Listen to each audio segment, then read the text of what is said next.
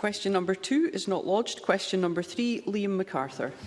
Thank you. To ask the Scottish Government what discussions it's had with Orkney Islands Council regarding the procurement of low-emission ferries to replace the current internal fleet. Minister Graham Day. Presiding Officer, I met with Orkney Islands Council in Kirkwall last month, and I heard about their plans to introduce low-emission ferries.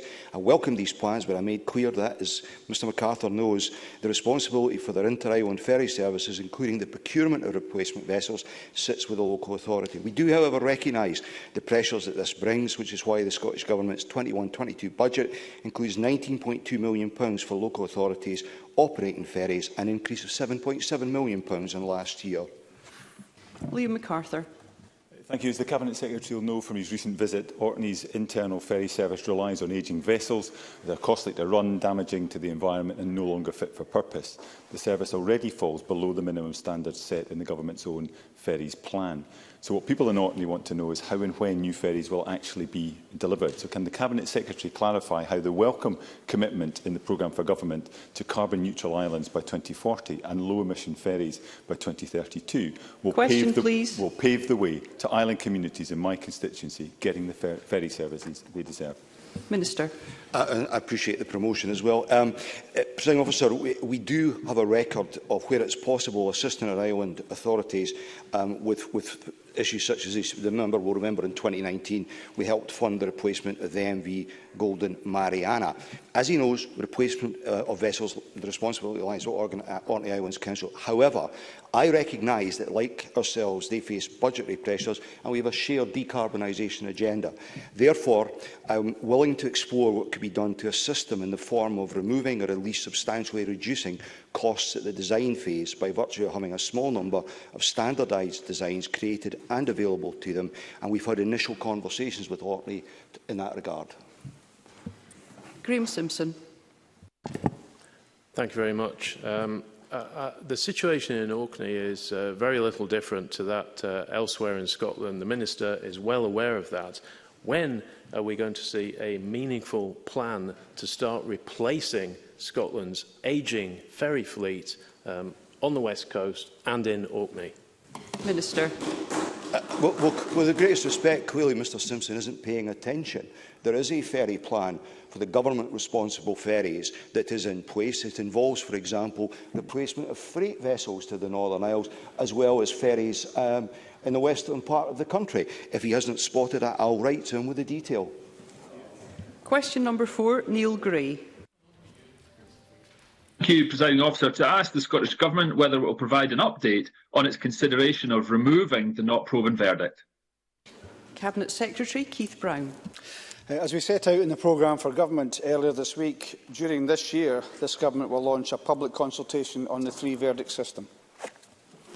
Neil Gray.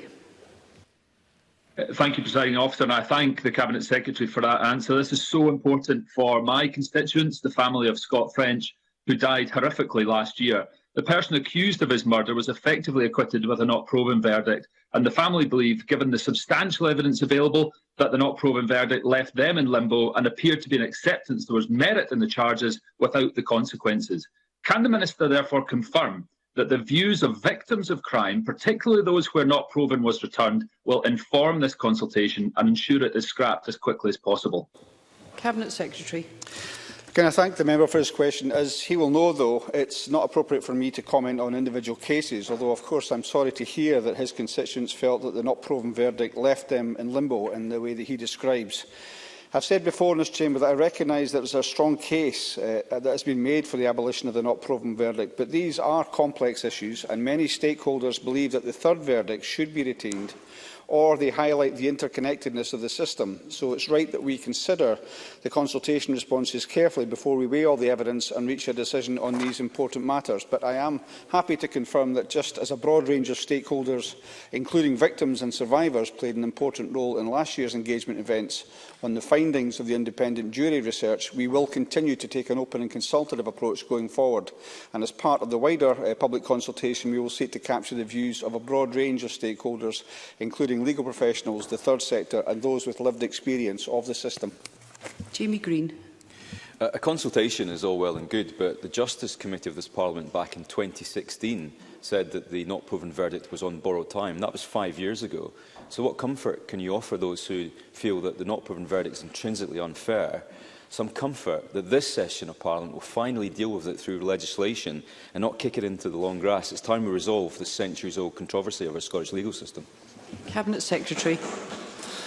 I suppose Jamie Green highlights the difference, between opposition and government. Opposition can demand these things, of course they can, but the government has got a responsibility to take on board the views of stakeholders and to make sure that if there is legislation which follows from that, it's sustainable and well-founded legislation.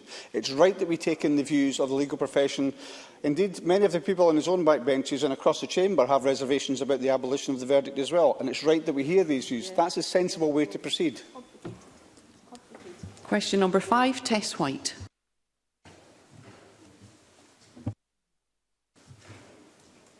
Thank you, Presiding Officer. To ask the Scottish Government whether it will provide an update on its position on new oil and gas licences in the North Sea. Cabinet Secretary Michael Matheson. The Scottish Government's position remains the same. Recognising that offshore licensing is reserved, we are calling on the UK Government to commit to reassessing licences already issued, but where field development has not yet commenced. The future of the North Sea must be a positive part of our just transition to net zero through offshore energy integration, including renewable energy generation, hydrogen production and carbon capture, utilisation and storage. Our Just Transition Plan for energy will involve working closely with the sector to seize the economic opportunities that these technologies present, while playing our part in the global energy challenge and also making sure we have a just transition. Tess White. The hard fact, Presiding Officer, is that early closure of domestic production before we're able to meet all demand from zero carbon sources would be likely to increase emissions, because a significant proportion of the oil that would then require to be imported has a higher carbon intensity than UK production. Not my words, Cabinet Secretary, but those of the First Minister. Do you agree? Cabinet Secretary. Well, Presiding Officer, I think a member needs to recognise is that no one is suggesting, or the Scottish Government is not suggesting, that oil and gas production should stop. But clearly it can't be business as usual given the climate emergency which we face, which is why we need an emergency response to these issues. And key to helping to support the industry in making that transition is to assist it in being able to move towards technologies that reduce the carbon output of the oil and gas sector. A very good example of that, is carbon capture and utilisation and storage. A project at Peterhead, Acorn, which has been on the stocks for years now, which the UK Government have continually refused to give approval to, which will have a leading role in helping to decarbonise this sector. And that's why I would hope all of those MSPs from the North East would get behind the Acorn project and call upon the UK Government to take action and to give it approval to allow it to go ahead and help to decarbonise the sector.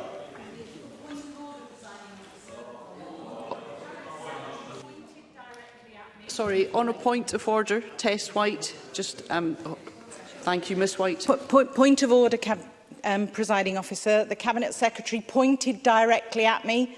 I think that's inappropriate. Thank you. Members will be aware of the importance of treating one another at all times with courtesy and respect. And we move on to question number 6, Liam Kerr. Thank you, Presiding Officer. To ask the Scottish Government what steps it is taking to mitigate coastal erosion. Cabinet Secretary. We are making available a new £12 million capital budget over the 4 years from 2022-2023 for coastal change, adaptation and resilience. I recently launched the Dynamic Coast 2 project in Montrose.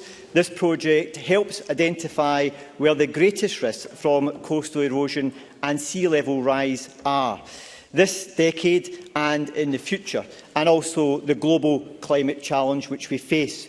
We are producing guidance to help local authorities respond to those risks and preparing coastal change adaptation plans at a local level. Liam Kerr. Thank the Cabinet Secretary for that answer. In 2016, a major flood study said there was a clear and present danger to Montrose roads, properties and the railway between Aberdeen and Dundee. That was endorsed by the Cabinet Secretary's predecessor, Rosanna Cunningham.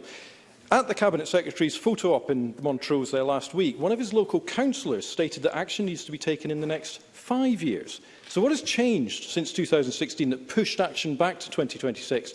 And will the Cabinet Secretary confirm that the people of the Angus Coast will be an urgent priority for the next round of flood risk management funding in the next 12 months?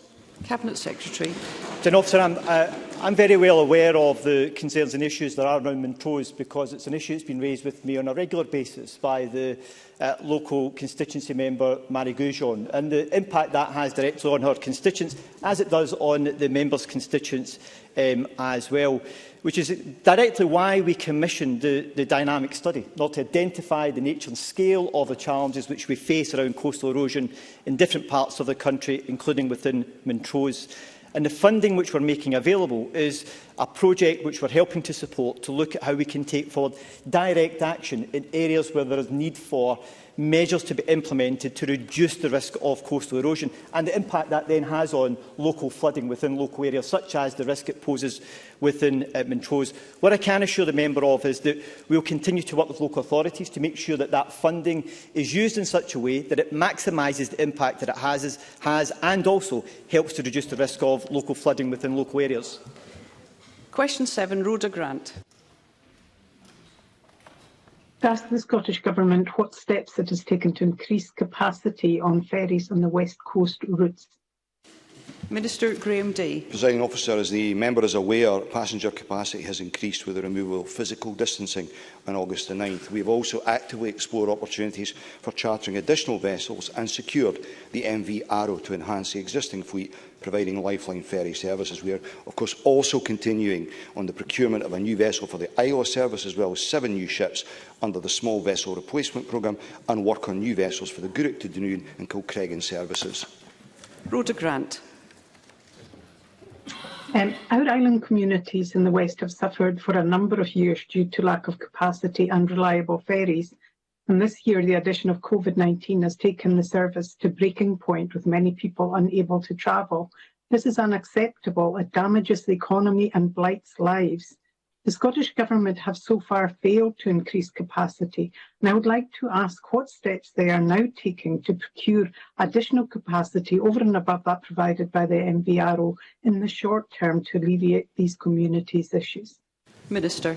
Presiding Officer, as I indicated during the members' debate on Tuesday night, work on securing additional second-hand tonnage to alleviate some of the pressures we faced on the network is constant, and I can share with the Chamber the fact that as we speak, senior representatives of CMAL and CalMac are out of the country actively assessing a vessel with a view to purchase.